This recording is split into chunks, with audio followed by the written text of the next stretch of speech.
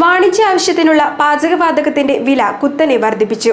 993 രൂപയാണ് വർദ്ധിപ്പിച്ചത്. ഹോട്ടലുകളുടെ പ്രവർത്തന ചെലവ് ഗണ്യമായി ഉയർത്തുന്നതാണ് തീരുമാനം. പാചകവാതക ക്ഷാമം മൂലമുള്ള പ്രതിസന്ധി പരിഹരിക്കപ്പെടാതെ നിലനിൽക്കെയാണ് ഇടുത്തിയായി വിലവർദ്ധനവും കൂടി അടിച്ചേൽപ്പിച്ചിരിക്കുന്നത്. വാണിജ്യാവശ്യത്തിനുള്ള 19 കിലോ സിലിണ്ടറിന് 993 രൂപയാണ് വർദ്ധിപ്പിച്ചിരിക്കുന്നത്. ഇതോടൊപ്പം 5 കിലോ സിലിണ്ടറിന് 261 രൂപയും വർദ്ധിപ്പിച്ചു. ഗാർഹികാവശ്യത്തിനുള്ള പാചകവാതക വിലയിൽ മാറ്റമില്ല.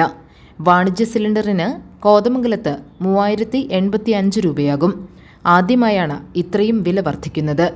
വിലവർദ്ധനവ് ഹോട്ടൽ മേഖലയിൽ വലിയ പ്രത്യാഘാതം സൃഷ്ടിച്ചേക്കും.